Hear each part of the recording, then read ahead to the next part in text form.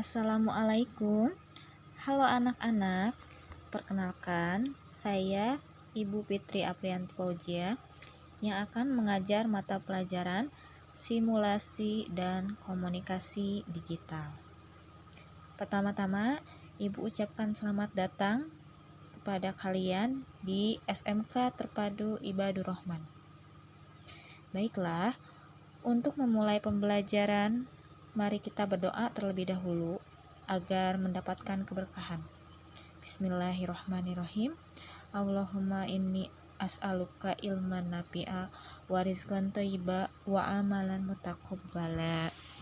Mudah-mudahan kita semua dalam pandemi ini diberikan kesehatan jasmani maupun rohani. Dan Ibu ingatkan kepada kalian agar tetap menerapkan protokol kesehatan dan perilaku hidup bersih dan sehat di rumah. Baiklah, untuk pertemuan awal, Ibu akan perkenalkan terlebih dahulu apa itu simulasi komunikasi digital dan mengapa kita harus belajar simulasi komunikasi digital.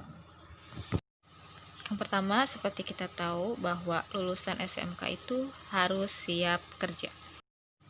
Selanjutnya, pada mapel Simkomdik diharapkan peserta didik nanti cakap berkomunikasi, menyampaikan ide atau gagasan menggunakan teknologi. Contohnya, misalnya seperti smartphone, telepon kantor, komputer, dan berpikir komputasi atau berpikir dengan logika. Begitu. Harus mampu merumuskan ide untuk memecahkan suatu masalah. Contoh materinya yaitu algoritma, peta minda, dan itu akan dipelajari di bab 1. Selanjutnya yaitu siswa harus mampu menggunakan teknologi untuk membuat dokumen seperti aplikasi pengolah kata, contohnya Microsoft Word. Selanjutnya, mengolah angka, contohnya Microsoft Excel. Presentasi, contohnya Microsoft PowerPoint. Itu juga akan dibahas di bab berikut. Yang selanjutnya, setiap peserta didik terampil menggunakan internet untuk memasarkan produk dengan tetap menerapkan etika mentaati Undang-Undang ITE. Beberapa materinya seperti membuat buku digital, kelas maya, kewargaan digital, dan lain-lain. Dan yang terakhir yaitu siswa terampil membuat media untuk mempromosikan produk atau jasa. Medianya bisa berupa video, animasi, itu pun akan dibahas seperti membuat di 3 dimensi dan lain-lain.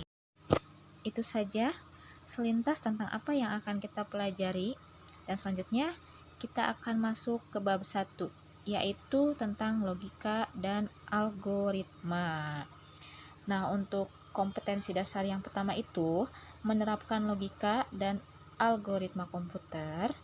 Yang berikutnya menggunakan fungsi-fungsi perintah atau command. Adapun indikator pencapaian kompetensinya, yang pertama, menjelaskan konsep logika. Yang kedua, menyusun flowchart, contoh algoritma sederhana dalam kehidupan sehari-hari. Berikutnya, menggunakan perintah berdasarkan fungsi. Dan yang terakhir, membuat permainan menggunakan perangkat lunak animasi 3 dimensi, Alice atau sejenisnya. Materi pokok yang akan dibahas ada 2. Yang pertama itu konsep logika dan algoritma, dan yang keduanya yaitu notasi flowchart. Mungkin sebelumnya juga sudah dibagikan ya pegangan kalian atau handout atau modulnya tentang Simkomdik itu. Silahkan kalian buka halaman 3 tentang logika dan algoritma. Nanti di sana kita akan menjelaskan tentang logika dulu ya, baik itu pengertian, manfaat, dan fungsinya. Kalian tahu apa itu berpikir logika? Berpikir logika adalah hasil naral yang diutarakan dalam kata dan dinyatakan dalam bahasa. Berpikir logis juga berarti berpikir dengan cara yang benar, masuk akal, dan memenuhi hukum logika. Berikutnya adalah fungsi logika. Yang pertama itu pasti membantu berpikir secara rasional dan kritis. Kemudian meningkatkan kemampuan berpikir cermat dan objektif. Dan yang terakhir, meningkatkan cinta akan keberanian dan menghindari kekeliruan atau kesesatan. Kalau kita berpikir dengan logika, jadi kita akan lebih rasional ya, lebih sesuai fakta gitu. Nah, berikutnya itu manfaat logika. Bisa kalian lihat banyak manfaatnya. Menjaga kita agar tetap berpikir benar atau sesuai fakta, efektif dalam berpikir ataupun berargumentasi. Berpikirnya secara sistematis, jadi sesuai aturan-aturan ya. Dan yang terakhir, sebagai ilmu alat dalam mempelajari ilmu apapun, termasuk ilmu filsafat. Setelah mempelajari tentang logika, bagaimana kita berpikir benar. Nah, selanjutnya kita akan membahas tentang bagaimana cara penyelesaian yang baik, yang disebut juga dengan algoritma. Tapi sebelumnya juga kita akan bahas tentang pengertian apa itu algoritma, tujuan algoritma, beserta kriterianya. Nah, seperti tadi yang Ibu sampaikan, algoritma itu adalah urutan atau langkah-langkah untuk menyelesaikan suatu masalah yang ditulis secara berurutan. Bisa masalahnya itu berupa di kehidupan sehari-hari juga ya. Yang berikutnya itu tujuan dan fungsi algoritma. Itu juga sudah bisa kalian baca ya. Yang pertama, membantu menyederhanakan suatu program yang rumit dan besar. Memudahkan dalam membuat sebuah program untuk masalah tertentu. Membantu untuk menyelesaikan suatu permasalahan. Membantu memecahkan suatu permasalahan dengan logika dan sistematis. Meminimalisir penulisan program secara berulang-ulang agar dapat melakukan pendekatan top down dan divide on clean sheet. Memudahkan membuat program yang lebih rapi dan terstruktur sehingga lebih mudah dipahami dan dikembangkan.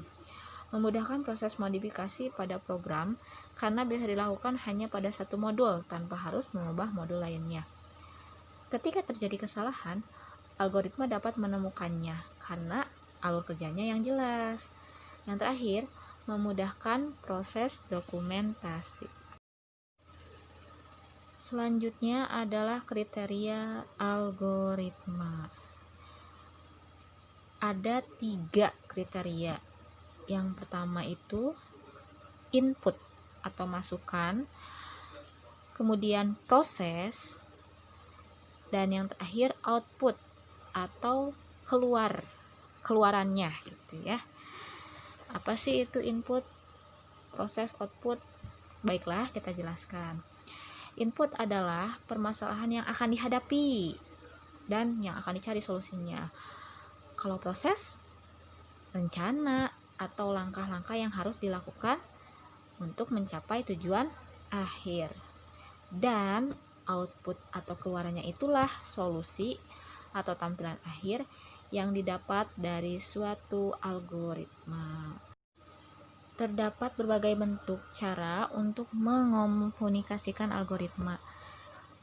Secara umum ada 3. Yang pertama itu bagan alir atau flowchart.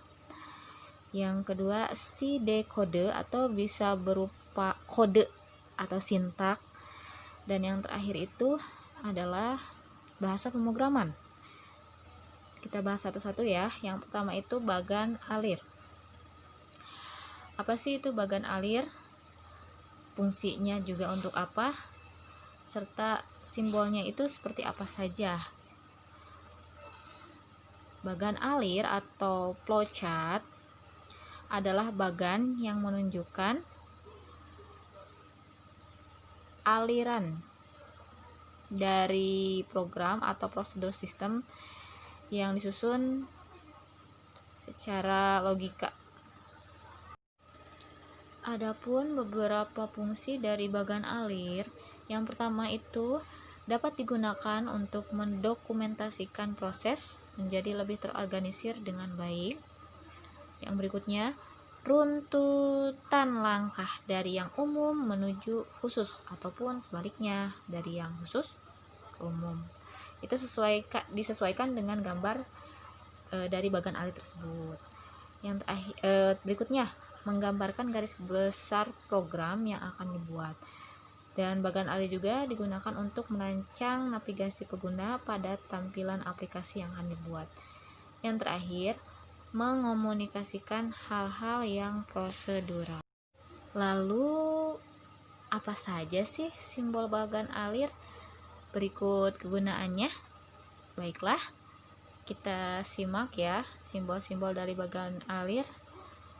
Yang pertama itu ada yang namanya terminator. Nah, ini yang disebut dengan terminator. Terminator itu simbolnya seperti elip ya. Simbol terminator ini berfungsi sebagai awal dan akhir. Kalau memulai kan itu bahasa Inggrisnya start ya. Dan kalau akhir berarti end. Itu disebut dengan terminator. Berikutnya itu ada dua.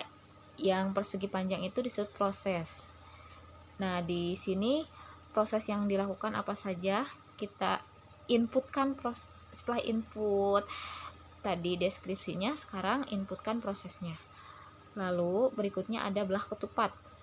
Ini sih untuk jenis atau struktur algoritmanya bercabang ya.